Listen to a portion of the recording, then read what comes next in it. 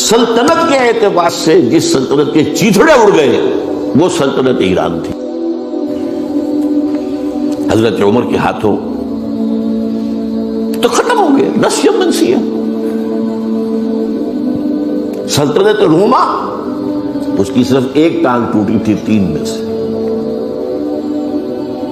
وہ 3 بر اعظموں پر پھیلی ہوئی سلطنت تھی Roman empire. Eastern Europe, northern Africa, western Asia. Western Asia میں شام اور ترکی کا علاقہ. شام لیا گیا اس سے، باقی تو اس کے پاس رہا. مشرقی یورپ بھی رہا، شمالی افریقہ بھی رہا. وہ رفتہ رفتہ بعد میں جو ہے گیا، لیکن یہ کہ اصل میں جو ہے پہلے مرحلے میں اس کی ایک ٹانگ ٹوٹی. ایک ایران کا خاتمہ ہو گیا. اور ایرانی بے انتہا نسل پرست، ان میں اپنی ریشیل سپیریورٹی کا بہت احساس ہے، نسلی برتری کا. اپنی تاریخ پر بہت ناز ہے. شہنشاہیت کی تاریخ جو کہ خسرو سے شروع ہوتی ہے، سائرس سے، پھر ڈیریس جیسا عظیم فاتح. بڑی عظیم تاریخ ہے ایران کی. اس کو یوں سمجھیں، یہ معمولی شے نہیں ہے. ایران بہت عظیم تاریخ ہے. اور کئی 100 برس تک تو سارا معاملہ جو ہے، جسے آپ وہ سی-100 کہتے ہیں، تو یہ 2 سپر پاورز نہیں ہیں، ایران اور روم. ایران اور روم، ایران اور روم. کبھی ایران غالب آ گیا، روم بیٹھ گیا. کبھی روم غالب آ گیا، ایران بیٹھ گیا. قرآن مجید میں ایک پوری سورت جو ہے سورہ روم کے نام سے ہے کہ نہیں؟ الف لام میم غلبت الروم فی ادنی الارض وهم من بعد غلبهم سیغلبون فی بضع سنین. بہرحال ایران کا جو پرخچے اڑے ہیں، بادشاہت ختم ہوئی ہے، اس کا وار آیا ہے حضرت عمر پر. یہ چونکہ ہوا حضرت عمر کے ہاتھوں،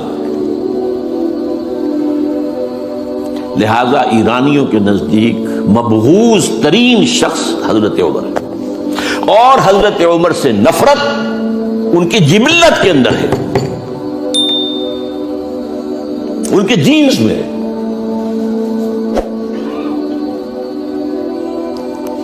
چنانچہ کس نے شہید کیا حضرت عمر کو؟ ابو لولو فیروز، ایک ایرانی غلام تھا حضرت مغیرہ کا رضی اللہ تعالی. اس نے آ کر حضرت عمر سے شکایت کی کہ حضرت مغیرہ جو ہے ان سے مکاتبت میں کر رہا ہوں، وہ مجھ سے بہت زیادہ پیسے مانگ رہے ہیں. مکاتبت یہ تھی کہ غلام طے کر لیتا تھا کہ میں کمائی کر کے تمہیں اتنے پیسے دے دوں گا تو مجھے تم آزاد کر دینا. مکاتبت کہلاتا تھا. وہ اتنے پیسے مانگتے ہیں، بہت زیادہ زیادتی کر رہے ہیں. حضرت عمر نے پوچھا کہ تم کیا کیا کام جانتے ہو؟ اس نے گنوایا، میں یہ بھی جانتا ہوں، یہ بھی جانتا ہوں، یہ بھی جانتا ہوں، میں ترخان بھی ہوں، میں فلاں بھی ہوں، میں چکیے بھی بناتا ہوں، میں یہ بھی کرتا ہوں. تو فرمایا کہ پھر تم پر یہ زیادہ نہیں ہے، جو مغیرہ تمہارے اوپر جس قدر رقم ڈال رہے ہیں زیادہ نہیں ہے. اور دیکھنا، مجھے ایک چکی بنانی جانتے ہو تو ایک چکی مجھے بھی بنا کے دینا. کہا آپ کو تو میں وہ چکی بنا کے دوں گا جو ساری دنیا یاد کرے گی.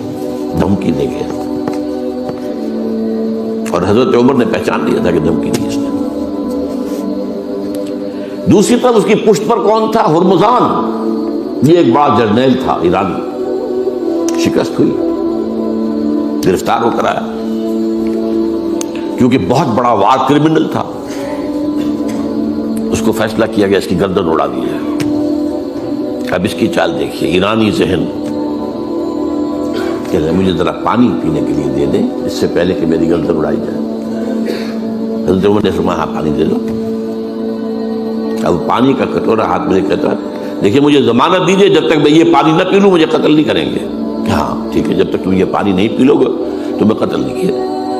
وہ کٹورا پھینک دیا پانی کا. کرو کا قتل مجھے کیسے کرتے ہو؟ تو یہ پانی تو میں نے نہیں پیا. چھوڑنا پڑ گیا اس کو، زبان کی بات تھی. وہ تھا اس کی پشت پر ابو لولو فیروز. اور ابو لولو فیروز کے اب بھی اس کے جیسے ائمہ اہل بیت کے اہل